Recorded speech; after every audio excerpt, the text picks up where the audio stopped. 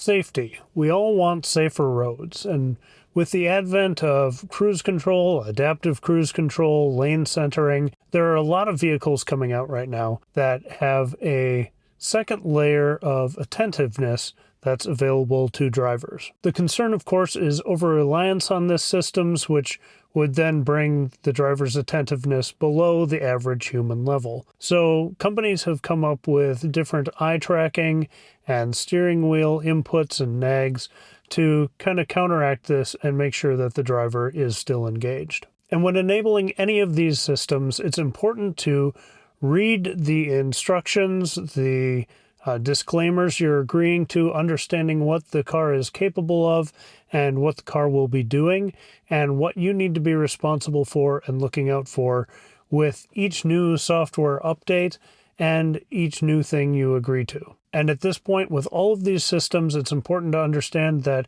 you are still the responsible party, and understanding how to disengage these systems and make sure you are in control when you need to be in control. Obviously, the big system that gets all the attention is Tesla's FSD, probably because of the name. FSD stands for full self-driving, at least for now.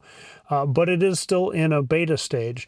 But it is further along than many systems in that it can do vehicle control on city streets, stop signs, stoplights in rural areas and residential areas, not just on highway driving. So it's taking on a bigger challenge, so it gets a lot of attention, but is still at this stage a level 2 beta software that needs supervision and attentiveness. So I want to take you through my process for using it and disengaging, and how I make sure that I am a safe steward of this technology, making sure other road users have a good experience too, and we're not putting other people at risk or ourselves at risk by not being attentive. So I'm going to give you some of my tips. We'll go for a little drive, and I will show you how I use the software. It's still a work in progress and in a beta state, but it can do some pretty amazing things. Now, the important thing is to be an attentive driver, anticipate problems, understanding when a problem might arise that you need to disengage early, and make sure you have control of the vehicle at all times. So for a lot of people, myself included sometimes, this requires even more attention than maybe you would be paying as a typical human driver. But if you can keep an eye out, anticipate possible problems, stay calm, it can be a very handy driving aid. The important thing to remember is you are in control and responsible, and being ready to take control at any time is important. After coaching a couple drivers who were new to FSD, I saw the need to share in a little more specifics how, when, where, and why I disengage and take you through my driving process. So we'll get to that now, and hopefully this gives you the confidence to try it out if you've been on the fence, or maybe realize it's not for you yet, and kind of understand how to use the software safely where it stands today. Let's get to it. I have got us into a part of Burnsville I've never been in before. So we're just kind of in a random residential area. And right now we don't have any destination plugged in. So it's just going to drive, make its best guess of where we want to go. But we're going to navigate to Target in Egan. Navigate to Target in Egan.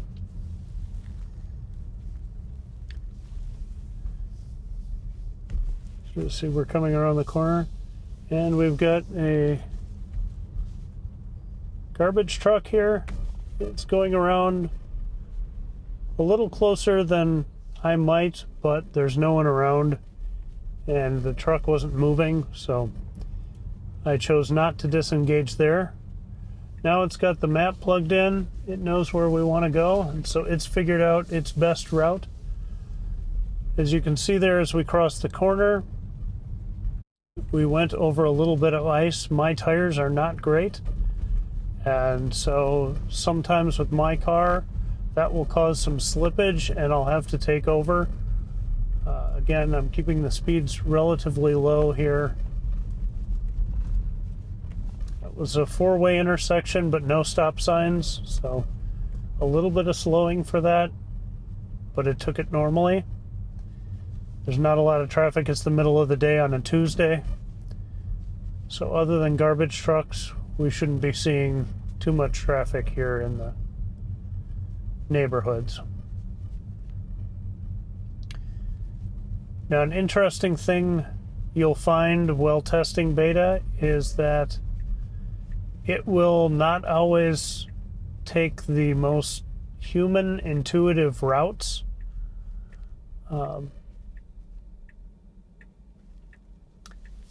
And so sometimes I will end up disengaging. So here we are on the wrong side, and we corrected that.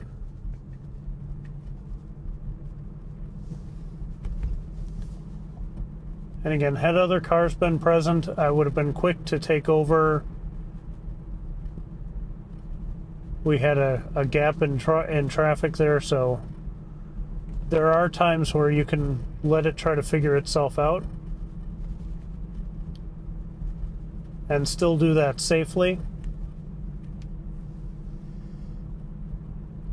But if you're holding up traffic or in a bad situation, hitting the accelerator, taking control of the steering wheel, hitting the brakes, any of those are options you have.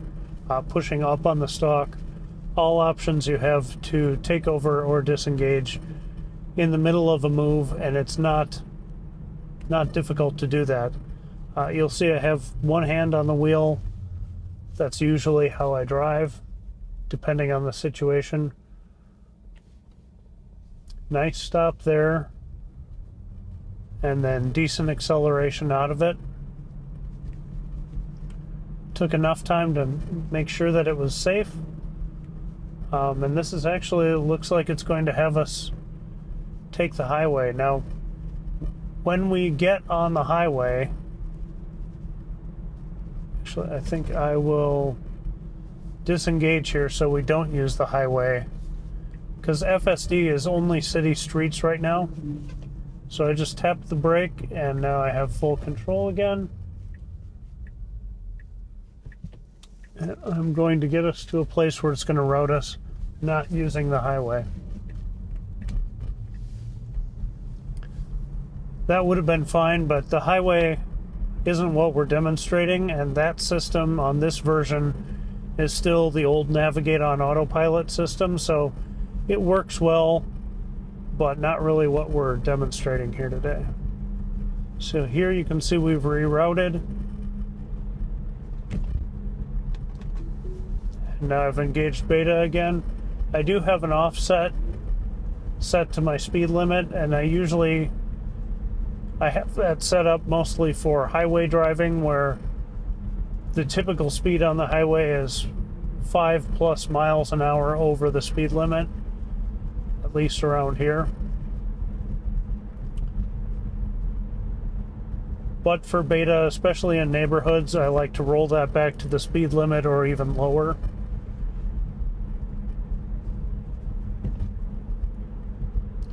And you can adjust that speed up and down with the scroll wheel right here.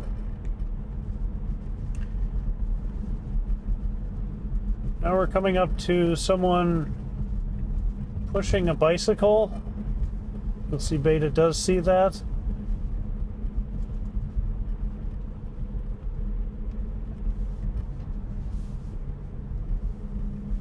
A little bit of hesitation there. And you'll hear people talk about phantom braking, and that is a thing that can happen. I guess you could call that little hesitation a phantom brake.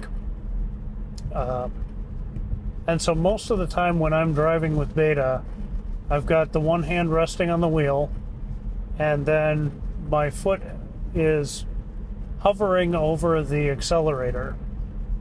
Because if we were to have a phantom braking issue with someone behind us, that's a quick way to just tap and keep our momentum going forward. So being aware of all of your surroundings, checking your mirrors, making sure you know what's behind you is important.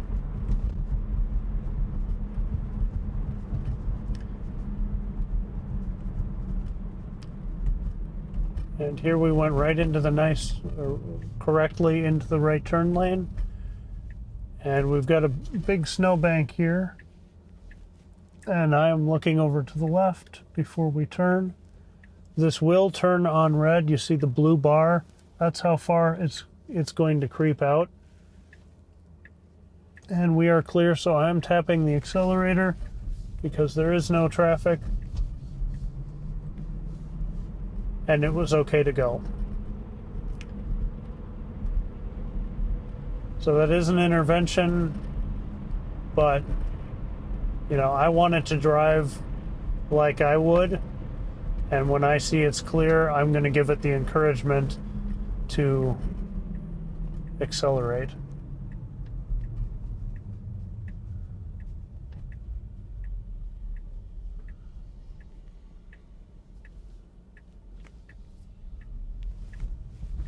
And again, as we make this turn, I'm checking to our left to make sure no traffic's coming. You can check the visualization too, but if the car's not seeing something on there that is there, I want to make sure I'm physically looking and making sure I know what's up.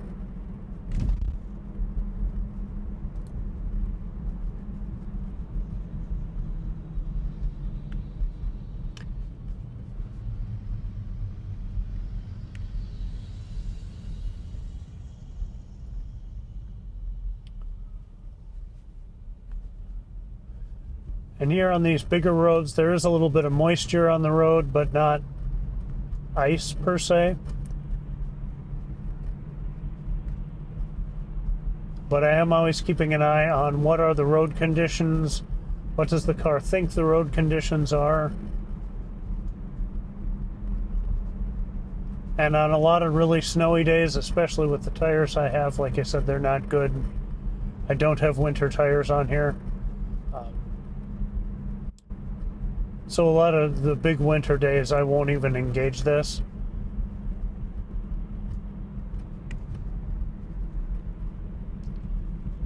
My friend Dan Birkland, who also does some beta testing around Minneapolis and St. Paul, does have winter tires, and he's got a lot better grip for those snowier days. Okay, here we've got a road closure. The car is changing lanes. Looks like we've got some snow removal on this bridge.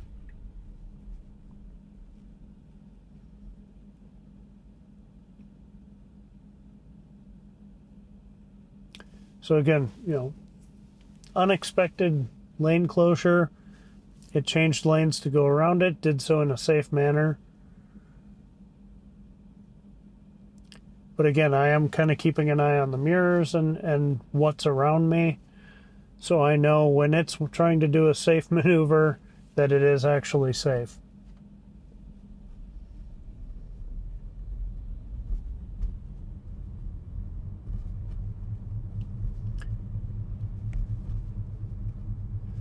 And here, usually I have a relatively light hold on the steering wheel.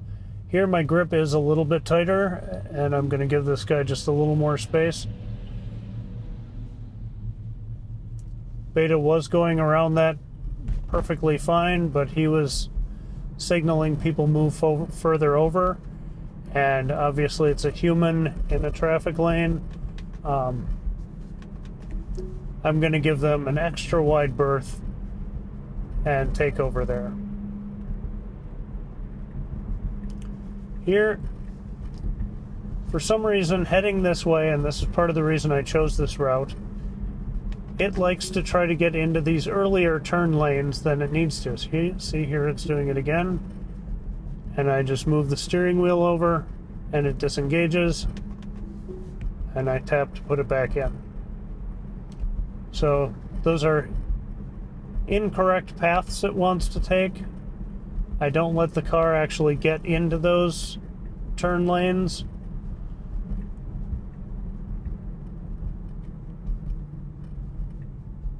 I just make the correction and move on.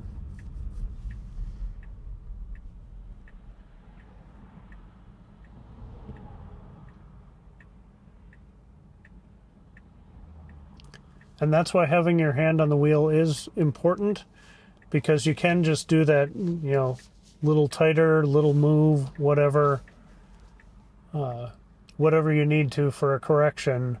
And it's not jerking the car, you know, across 3 lanes or, you know, anything big and dramatic. It's just, nope, we're not doing that. We're going straight, correct it, re-engage.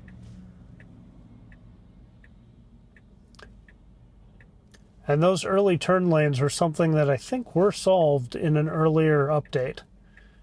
So some stuff does disappear, and then with another iteration, those things can come back. So reading the release notes on a new version is important to see what areas they've been tweaking and changing. So you know to be a little more vigilant in those areas, because you could see a big improvement, but you also could see a regression. And once the car does this turn, I'm going to disengage, and we'll go past target because we don't need to go into the parking lot for that. But I am letting it do this turn.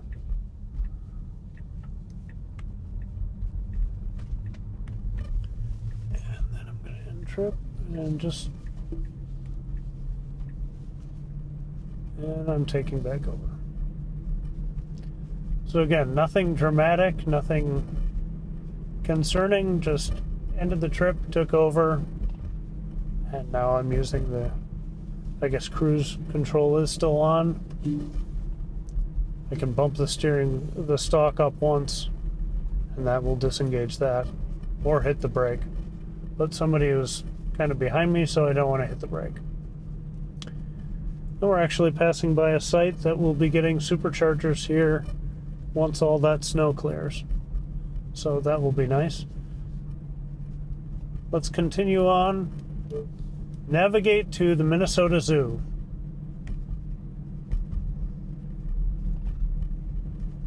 And I generally don't engage until the navigation has figured out where it's going to go.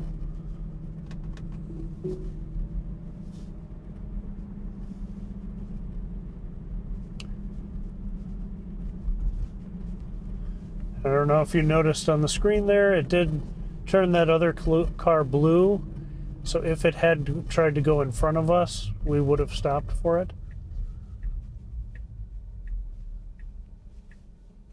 Pretty good visibility at this stoplight or stop sign. A little hesitation there. It went out and then made one more little check stop and then kept going. Had it actually held there, I would have pressed the accelerator. Looks like we've got more snow removal here, and I'm going to just go around, give that a wide berth in case a person had been coming out of there.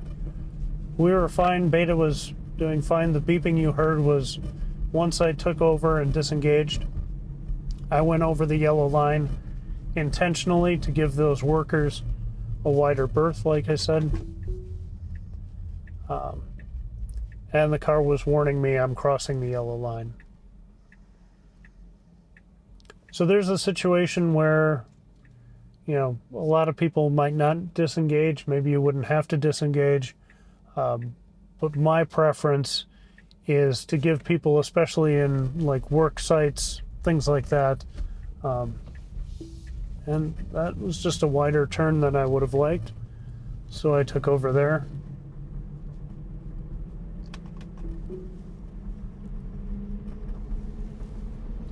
There was somebody behind me, and I thought, if we do a weird wide turn, we're going to confuse them.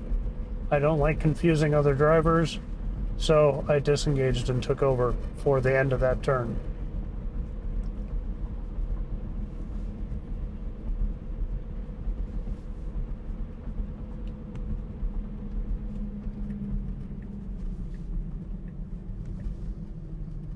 And that person is still behind me, so if we slow too much like we are now, I've got my foot over the accelerator and I'm just pushing. Okay, now I've taken over.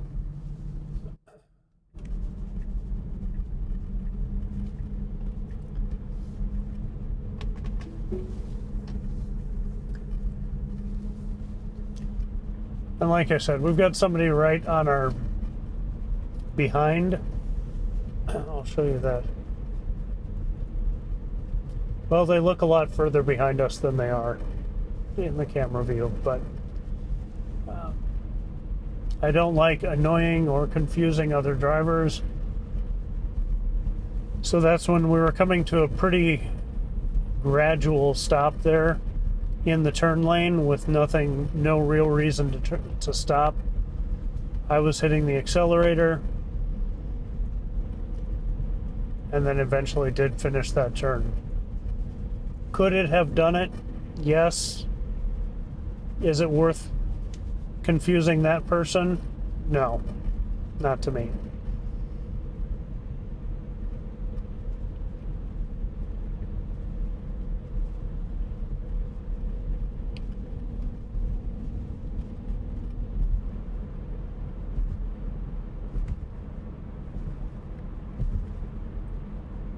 And this person's pulling out in front of us. The car sees it, slows.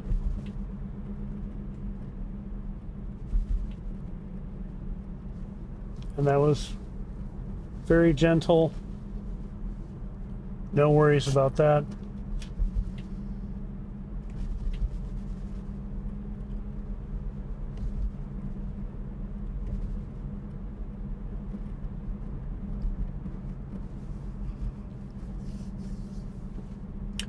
You'll also find if you do engage beta that there are so many roads like this that are just, okay, that did correct. About the time I was going to correct it, it was kind of floating into a turn lane, and I was going to correct it, and it kind of did it underneath my hand, so.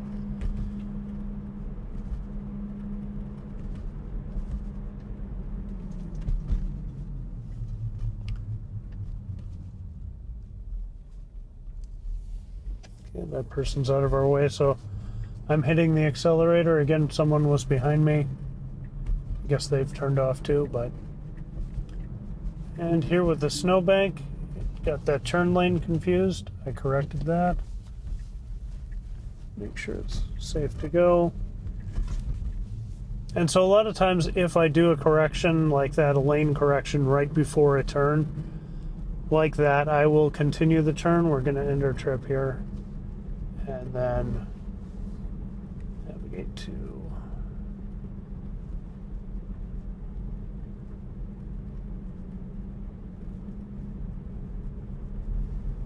this park is on a tricky road, so we're gonna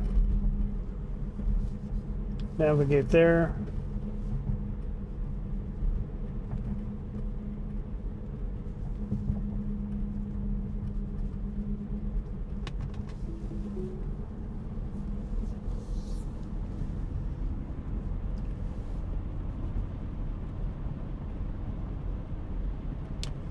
But what I was saying before that lane change problem was that a lot of roads, even in suburbs and cities, beta is going to find the most efficient way there. And so I'll think I'm giving it a hard problem of like, oh, it's going to have to wind through neighborhoods, and it'll just find two, pretty straight lengths of road and then just do the beginning and the end through the neighborhoods. And find a more efficient path. So that can end up saving a little bit of time.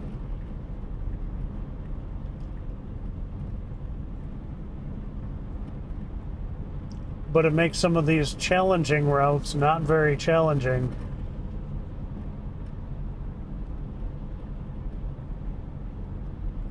Because it doesn't have to do the amount of weaving. So that was good. Just the hints of a couple decelerations, but somebody turning right in front of us, and it behaved just like a human would. Like I said, maybe a hint of hesitation, but for the most part, just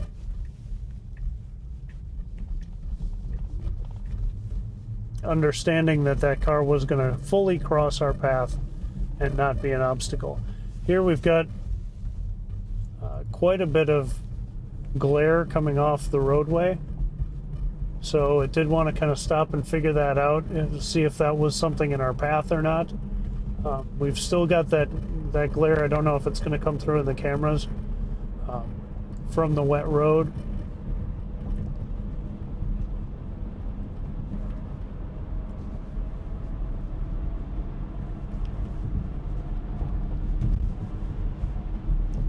And it merged us on just fine. I am going to slow us down because although this is the correct speed limit, we're right at the end of that speed limit as we came across here. It didn't really need to change lanes there, but it did, and that was fine.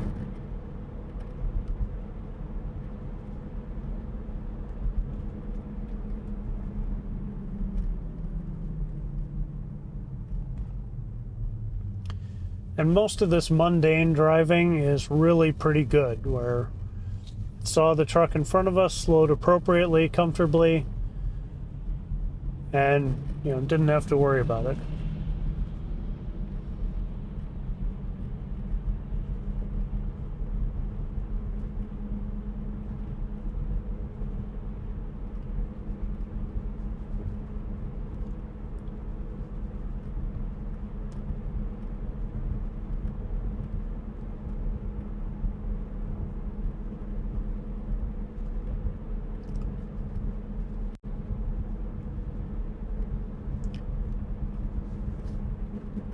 Bump up the speed just a little bit here.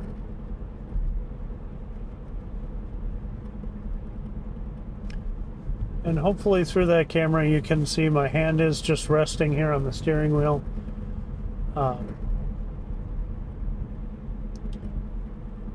If I didn't have it resting there, we'd see the nags come back.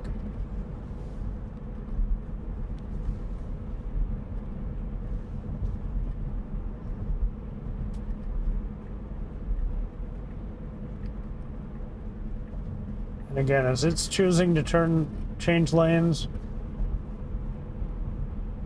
I'm looking around, checking the mirrors, making sure it's wanting to do something safe.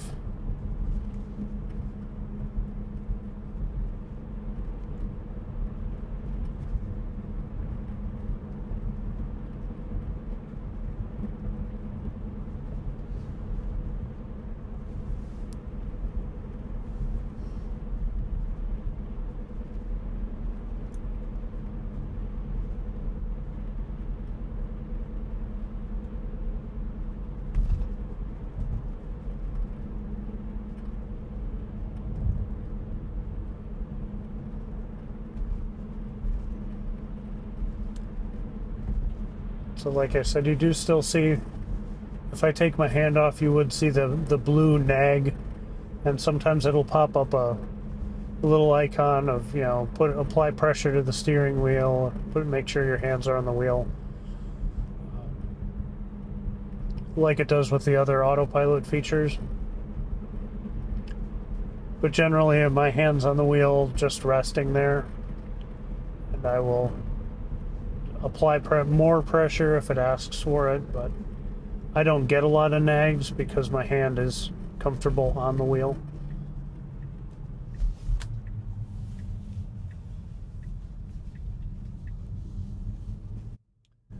Nice turn there. Nice acceleration. With this version, I've had some situations where so it slowed down a little too much, I would say, for that truck crossing our path, and it didn't with the minivan a couple minutes ago. So who knows exactly why it behaves one way for one car, one way for another car. Could be the velocity of how it's crossing our path. We don't have a real good window into that.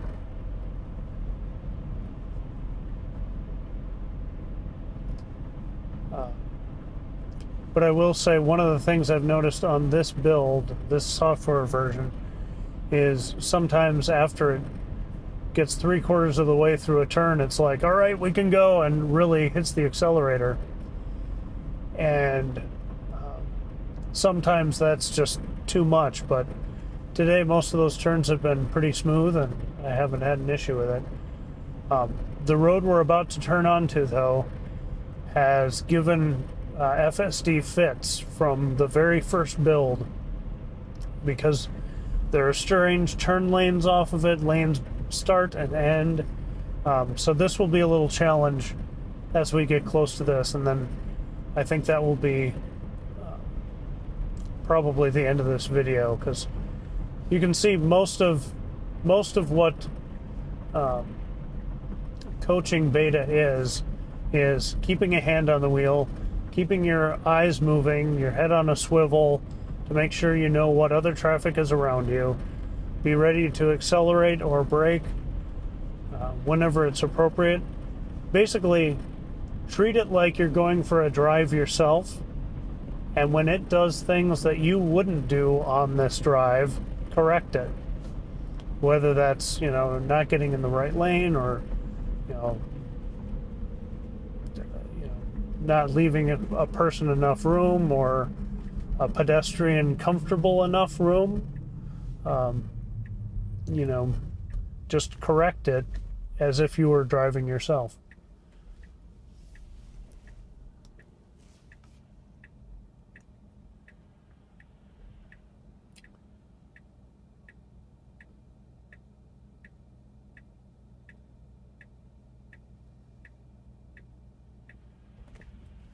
All right. Should go, yep. That was perfectly appropriate.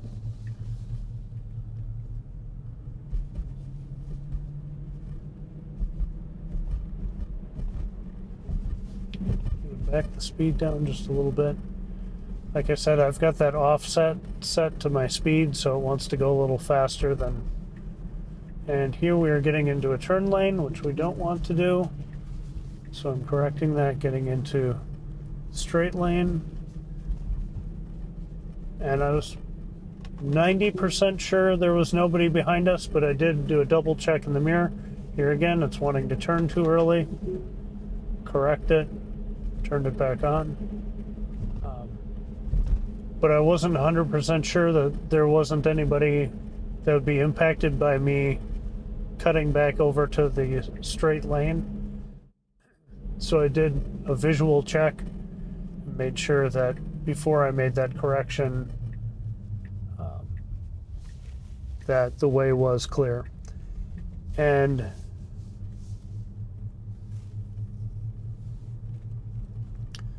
that's another thing to remember too. You are in control.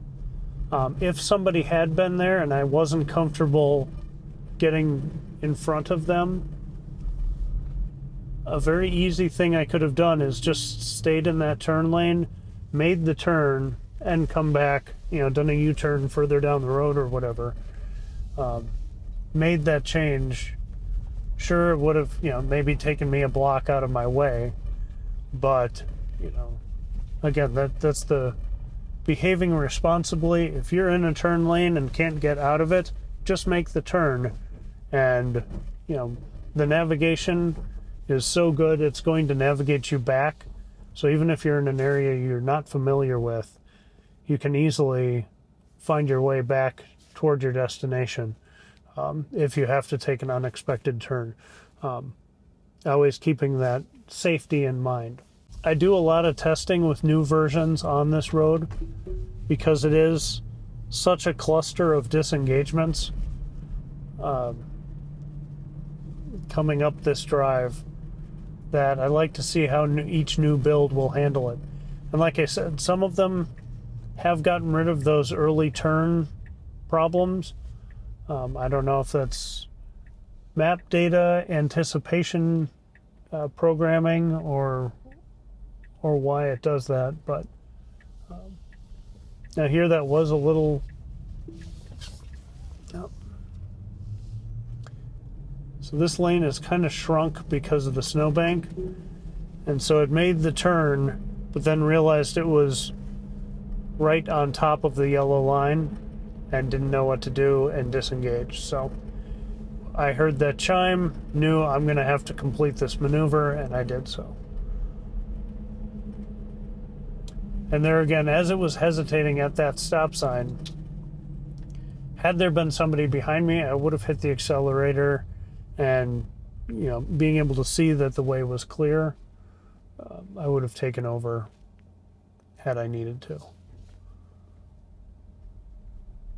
But we're kind of in the middle of the day here, so most residential areas aren't exactly teeming with traffic.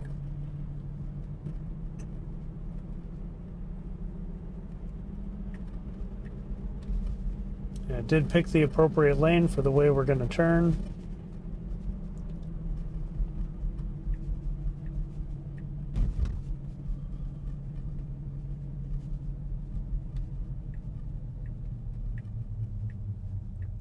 And here's a situation where these cars to the right of us are also going to be making a left. And we have quite a big pile of snow sticking into the roadway where normally that would be open and we'd be able to turn through it. So anticipating that as a potential problem as we start going here, I'm going to make sure we are slowing down, so I'm going to hit the accelerator because there's somebody behind me. But my concern was the first possibility, which happened, that we're going to slow trying to figure our way around that. And then the other possibility was it might decide it needs to go to the right more, and then confuse those people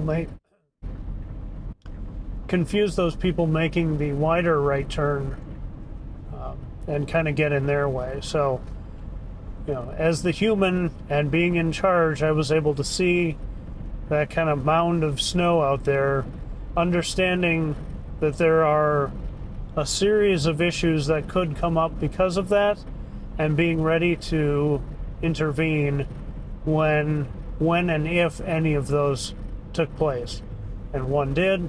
I hit the accelerator and we went right around it. Now this wants to take us on the interstate, so I'm going to just tap the brakes and I am in control again. And it wants us to turn, but I want to keep going this way because we're working on city streets. We don't need to take the interstate right now. So here it's rerouted now. We're going to take the side road. So I will re-engage. Here we're coming up to a yellow light. And rather than slamming on the brakes, it appropriately finished through that. And this road is interesting because we should technically be in the right lane, but the mapping data thinks that is all turn lane. And so here is an area where there's no cars around us really directly in front of us or behind us. But normally in the summer, we come back this way from the beach. And if there are cars there, we would now be cutting them off at the last minute. That lane just kind of terminates in a turn lane here. So this is a point where I would normally, with traffic, disengage to get us into this lane earlier. There weren't any cars, we weren't cutting anyone off, and technically it wasn't doing anything wrong. So I did let it go. So there's a judgment call piece to this too.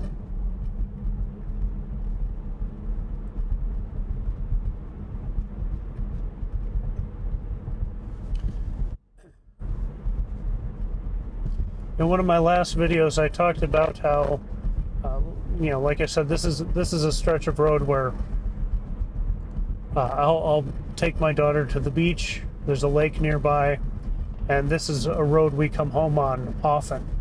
And so I've driven this road on Beta many, many, many times.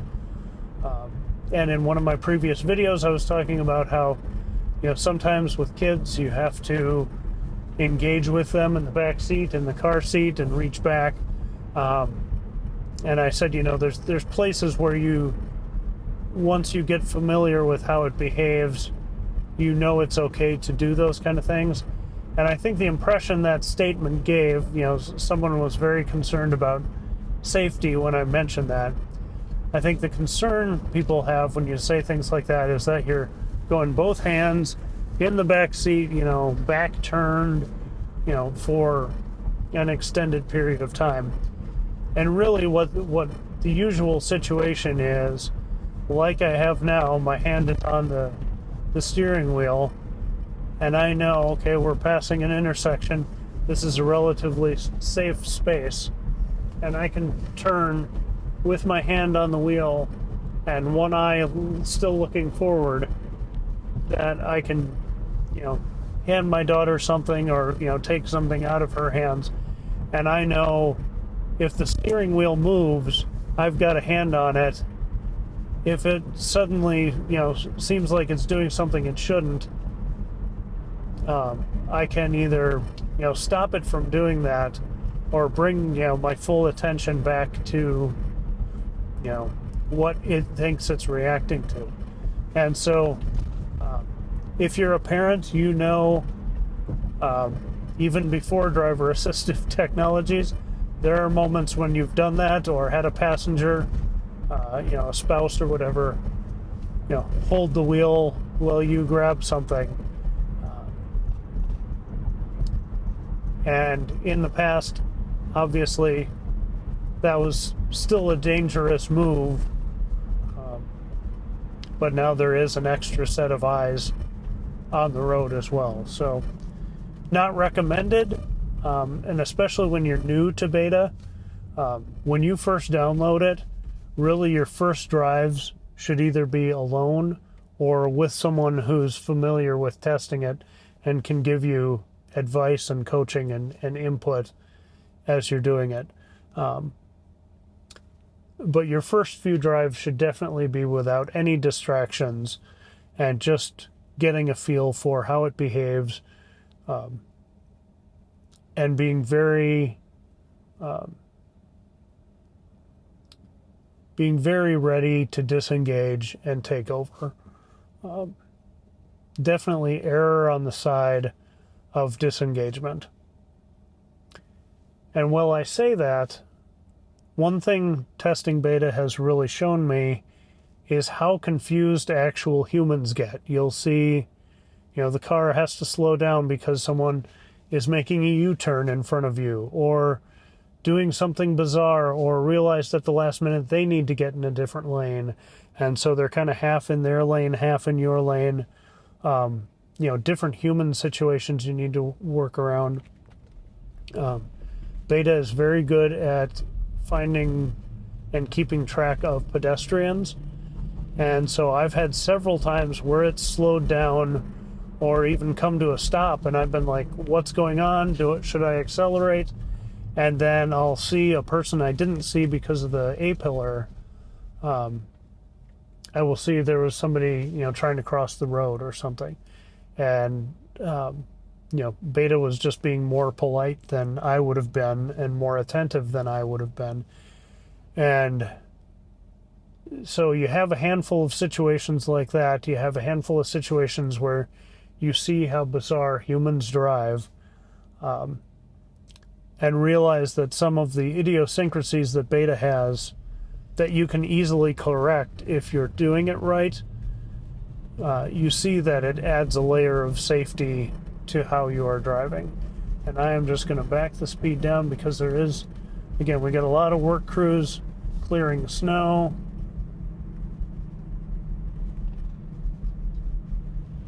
There really wasn't a way to get further around them, but Beta behaved correctly.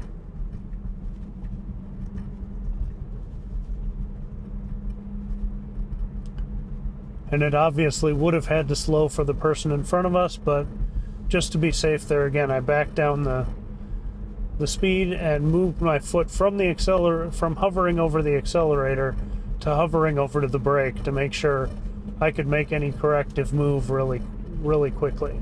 Hope that was informative. If you're a beta tester and have other tips or tricks, advice you want to share, please add those down in the comments. One other thing I really want to stress is that this is downloadable and enabled by licensed drivers who already understand and have taken the tests to be responsible parties on the road.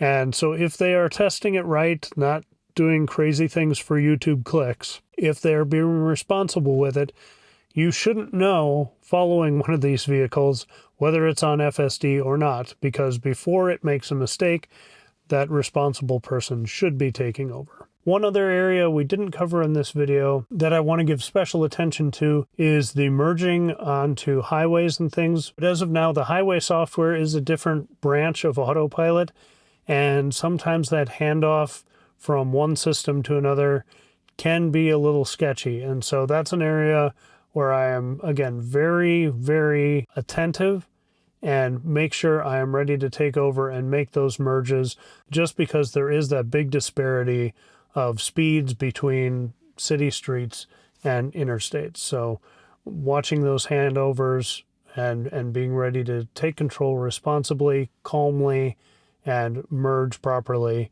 is still an area that I use extra caution. After seeing this, you may think, I don't want this responsibility, I don't want this hassle, call me when it's finished.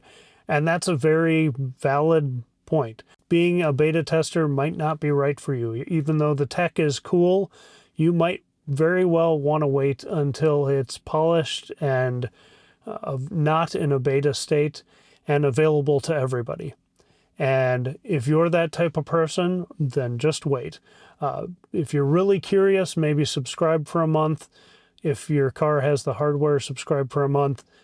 See how you like it. Then unsubscribe, wait 6 months, a year, until you start hearing good things about it, and then try it again. I have, different personal reasons of why I want to be part of the step of helping it progress and moving it forward faster, but not everybody is in that boat. And when we got it, it was also a lot cheaper, so a little easier for us to get into it at that point. But thanks for watching. Again, comment down below if you have any questions or extra safety tips. I'd be happy to have those posted down below and give people more frames of reference. So thank you. Have a great day. Be safe out there on the roads, and I'll talk to you in the next one. Happy road trip. Bye.